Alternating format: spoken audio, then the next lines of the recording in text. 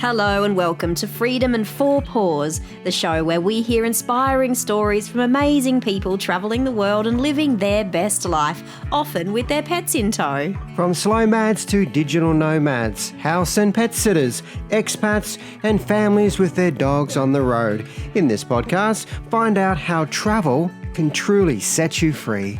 Thank you very much for joining us. It's a pleasure to have you on board today, Laura.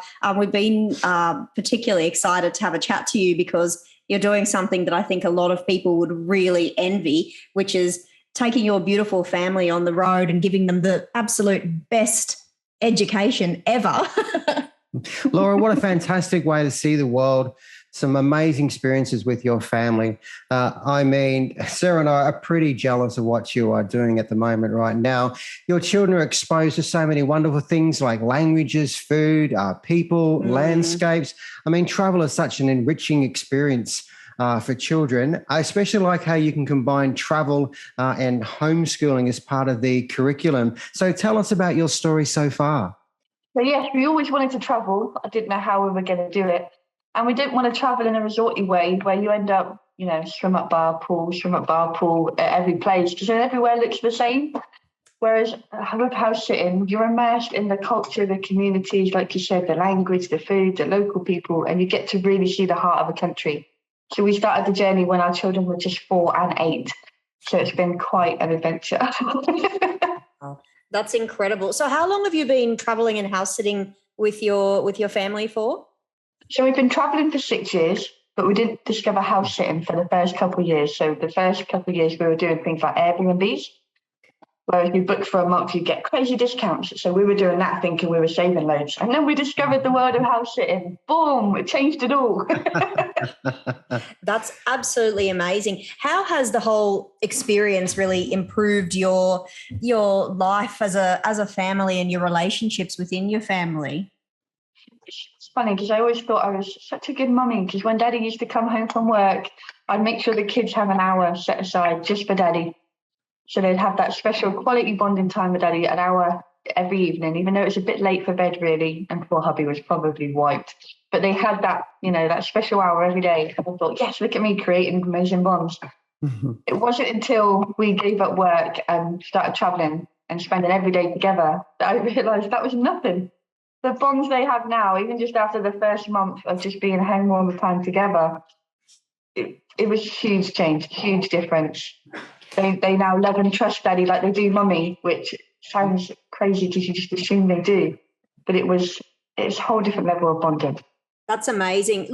Can I ask, how did you and your husband, come up with the idea to just leave the life that we're told to pursue, the 9 to 5, how did you guys come up with the plan to just kind of see that there was a better way, and how did you carve that out for yourselves?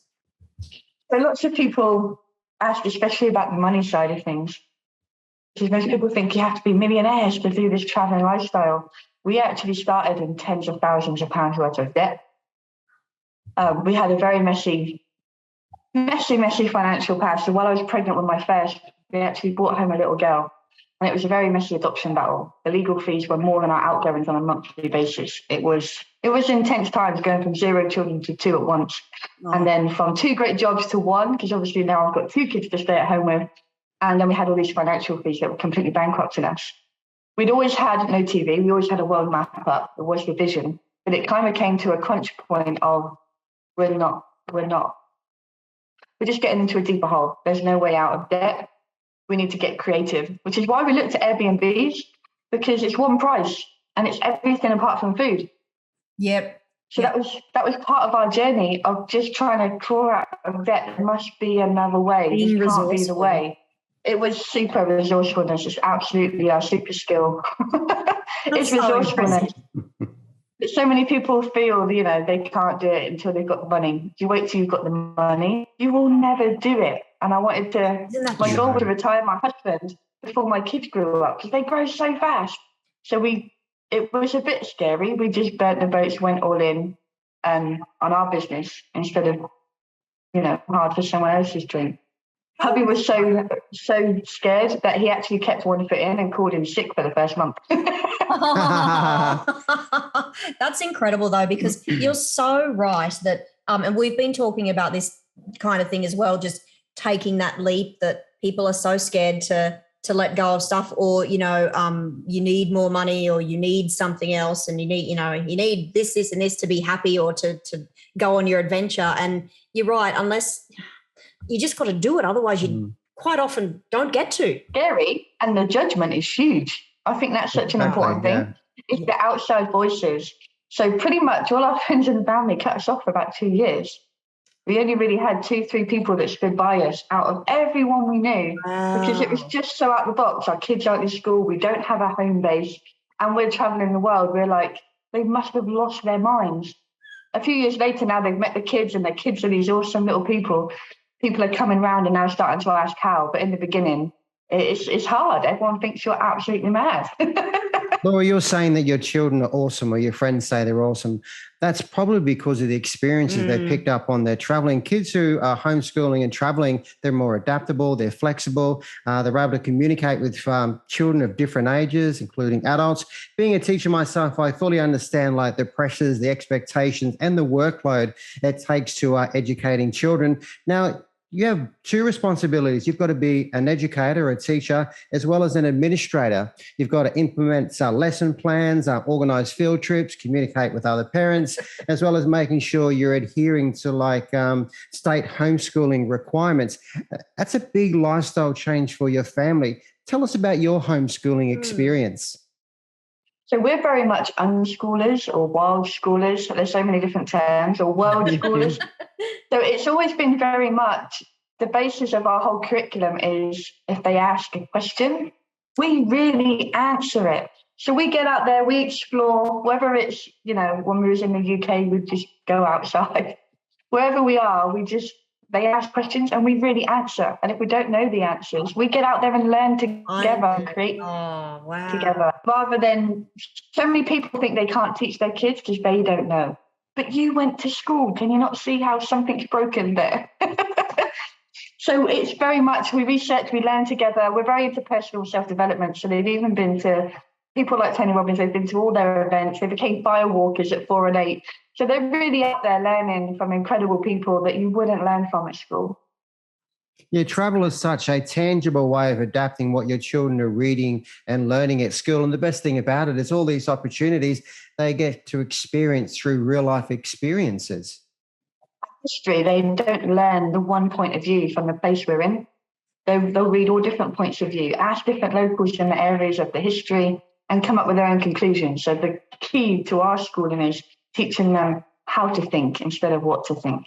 Oh, that's so beautiful. I'm so impressed. And I think those skills are going to become just more and more valuable as times change and as the years go by into this future that, we really didn't understand what it would look like 10 years ago, 20 years ago, 30 years ago. So good on you guys. I'm wondering how, where are some cool places that you have traveled to together, and how do you choose where you're going to travel to next? So in the beginning, it was, let's see on the map, where is cheap, if I'm honest. Awesome. Great tip. Yeah. In the beginning, it's like, so we like it too. Everyone was looking at us on our social media going, wow, they made it, look at this, because we were out there in Costa Rica, one of our favorite places. Oh, wow. And it was $300 a month for everything except food. And the food was growing all around us and we could help ourselves. So it was pretty much $300 for a family of 4 to live by the beach with a private pool and all this craziness. So that was the start of our journey. Now we do house sits. It's got to the point where we used to reach out to so many people and hope they respond. Now people offer us house sits before they even go on. So we get quite an assortment to choose from. But we choose as a family. We write down our top 5. We all have a vote, why we like it, why we're not so keen. And then we tend to choose it together now. Last Christmas, my little boy was he'd watched a nativity movie called Nativity 2 or something. And he does flash mob dancing with donkeys. So he's like, I want to give someone with snow and donkeys. And it just happened to come up that they wanted pet sitters for 2 donkeys in Hungary. Oh. So we spent 6 months in the snow in Hungary with 2 donkeys. Wow. Oh my God. Cool. It's just coming to you. The universe is working in your favor.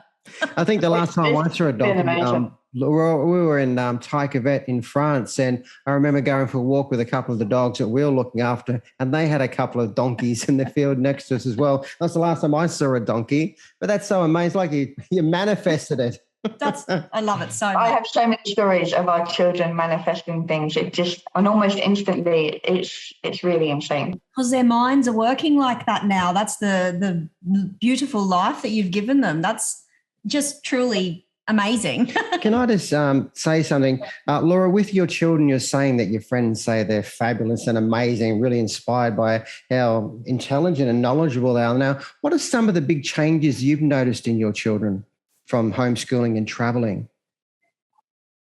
Kind of compared to other kids, I guess, is their ability to be absolutely themselves without fear and judgment, because we've just always allowed them to be who they are and who they want to be. My little boy is really creative. He became an inventor at 4. He also became an author at 4. He's just published his 43rd book on Amazon and is currently up for a couple of awards, and he's now 10. God. Oh, that's my daughter started writing at 7. She also became a speaker, an inspirational speaker at 7. She's now 13, and she's spoken on stages all around the world with people like Tony Robbins, Gary Vaynerchuk, Grant Cardone, the guys from The Secret. So they're already making an impact and creating passive income, and they're 10 and 13. That is, look, I just keep getting more and more inspired by hearing you speak. And we often talk about this with, with regards to some of our little nieces and nephews and the younger demographic of today. I think there's so many opportunities at their fingertips that we didn't have just through technology and access to the world. But I'm not sure that they necessarily have the influence or the people around them giving them that example that it is possible and that you can pursue your interests and turn it into a business or an award-winning, become an award-winning author by the time you're 10 or 12. It's entirely possible. So, it's limitless. People, unfortunately, people still look at kids like they're kids and treat them like kids. Now, don't get me wrong, our language changes the way we talk to kids, even from a young age. But we include them in things. We still respect them as their own little being. And it sounds a bit crazy, but we talk to them like we talk to anybody, so that they have these open, amazing conversations. Like you said, with the whole networking and meeting people, I can take them to a Tony Robbins event. He can say, break out into, couples and share what you learn. And they can go and talk to someone in their 40s about what they took away from it. And the other person, bless them, is normally too stunned to respond. But you must be so proud of them. Oh, absolutely. Yeah, absolutely. I agree, Laura. We have a couple of children in my class who are from different countries. Their parents travel as well, and they're so more mature. They're intelligent. They know how to adapt to certain situations and communicate with people of all different ages. So the travel aspect is outstanding. So well done to you. Yeah, that's one stuff. They don't have that hold onto stuff, because we only have a carry-on size case each. That's all we have in the world. So when we go to places that's sunny and beachy, we buy the beach toys and we do all that fun, and then they gift them to someone when we move on. When we go somewhere snowy, we go get all the snow gear and the sledges, and we have that while we're there, and then we gift it when we move on. So they're involved in all these random acts of kindness, and they're also not attached to the stuff. So, they're not worried about wanting the next iPhone and all these crazy things. We don't know what they want because we don't have TV, and they don't have the peer pressure of friends that want that too. But as you grow older, you realize that is attachment and you don't need a lot of that stuff. And in fact, some of the best times in our lives were when we shed all the crap and cleared out the house and took off with our bag and went traveling and kept shedding more stuff as we went. And it was just, freeing. Freedom. That's what it's about. And of course, traveling and homeschooling, a lot of the positive, your children aren't exposed to digital media. At school, you do have some children who are disengaged or disconnected from learning that can influence other children. Your children aren't exposed to that. I really agree with what you're saying about your kids. They sound very mature for their age. Can we just get, how old are they again? They're now 10 and 13. Oh, wow. I won't harp on the teacher thing too much. One of the benefits of school is that children get to socialise with large numbers of children. Do they have that opportunity to mix with kids their own age? Yes, they mix with kids all different ages, all different language, all different cultures, I always get there. Do they socialise? And they see their cousins on a very regular basis. And we have some few core friends that will fly out wherever we are, and that they have that quality time. Because with school, you tend to be in the same set and the same age with the same ability kids for 10 years or whatever it is. Is that really social? Like, they're not mixing. My kids will crawl on the floor with babies. They'll speak to the elderly in an elderly home and everything in between. There's nowhere where they're uncomfortable. Whereas there's lots of kids, they're good with their group, but you put them with a different group and it can be intimidating, or they get overwhelmed. Yeah. Yep. Oh no, that's I'm just loving this story. With regards to your house sits, what's one of your most memorable ones that I guess the whole family would have consensus around being something incredible or crazy? We have lots of those. I'm still back on the donkeys in the snow. Yeah, that's one of our favourites. They had a hot tub as well, what I didn't put in there. They had a wood burning hot tub. And I don't know if you've heard of Wim Hof and his whole ice breathing and all this stuff.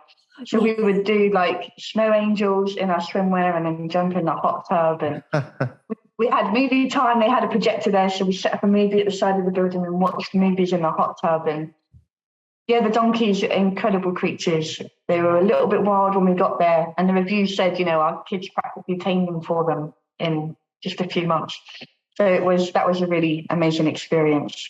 I can just see it. That's so beautiful. What's advice then that you would give to other people, whether they're listening to this podcast or watching the vlogcast, or indeed the people who now come to you and go, wow, we weren't so sure, but you guys are amazing. What's the advice you give them for getting started, of not just traveling, but I guess specifically around the house sitting as a family? Is be patient. It's a numbers game in the beginning. Nice one. Just because you like one doesn't mean they like you. Yeah. There's two kind of house people out there that they either love kids and think, oh, that makes it a family. I'm going to really trust them. They're going to love this place like their own. Or they go, kids, oh my God, mess and broken stuff. Oh, okay, yep. So it's knowing that that's out there. It's nothing personal to you and your kids. It's just the person's preference. Nice advice. So apply for more than that. We've now got to the tipping point where now people reach out to us because we get good reviews. We always have amazing relationships with the house sitters. And when we ask them to leave a review, please can you mention the kids? Because people do love the kids. They are polite. They are well-mannered. I'm like, can you just pop that in there, please? So if anyone's a little unsure about kids, our reviews say, these kids are awesome. They're helpful. They're out there. They've just buildings down. They've built. So they're still part of the world schooling.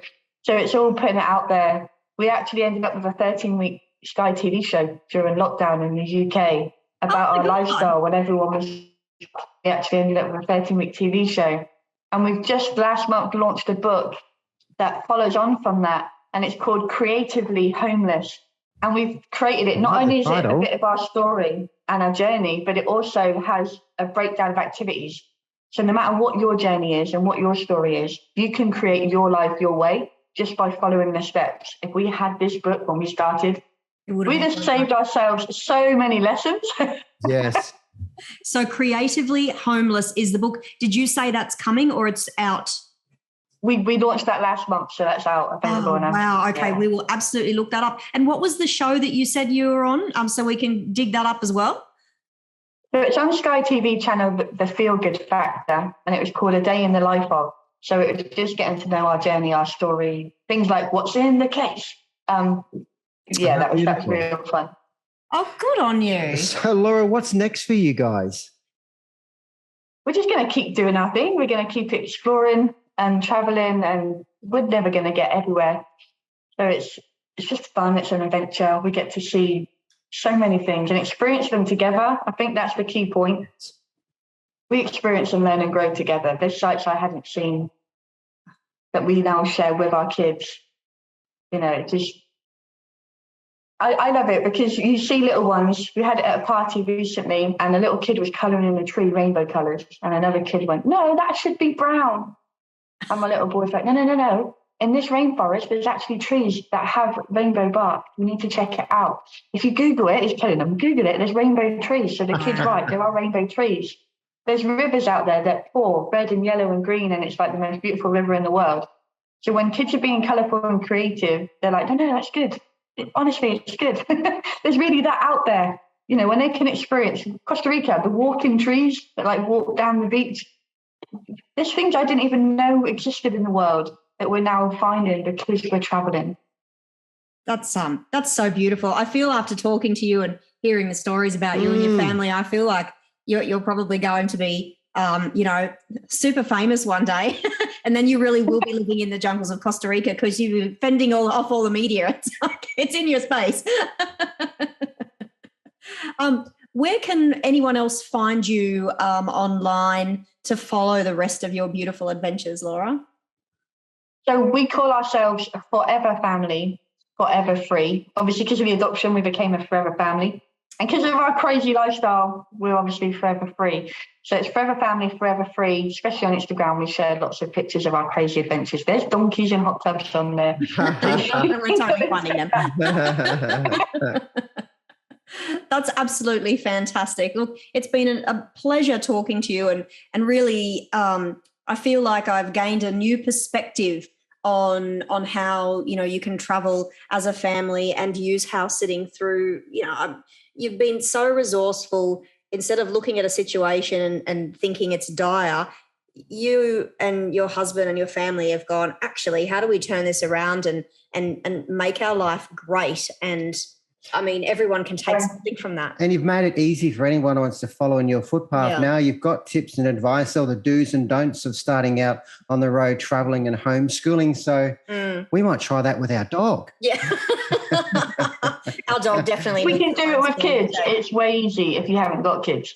So, we've done it with the children, and they were really little when we started, and we kind of hoping that we're so out of the box, it gives other people permission just to step out a little bit and try it, even if it's just for holidays to start with, just to test the water and see how it is before they be as brave, crazy, all of the above, to get out there and really make it happen. We could have done it so much easier, so much faster if we had the knowledge we had in that book, which is why it's even actually linked to an online program that we've actually set up for free, because we're just like, more people need to just try. What's the worst that happens if you fail? Like, everyone used to say that to us.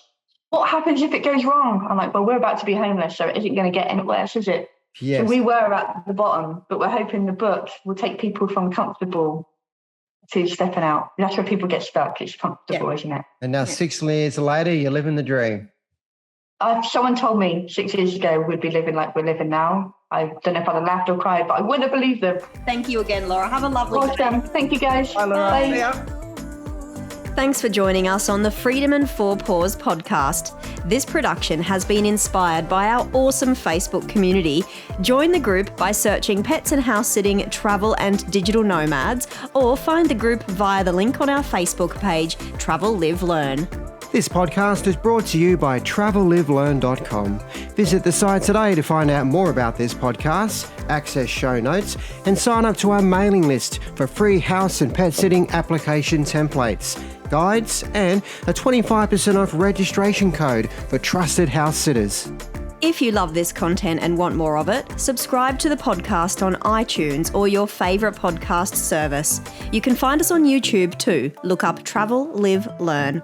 Until next time, give your pet a pat from us and say yes to that next adventure.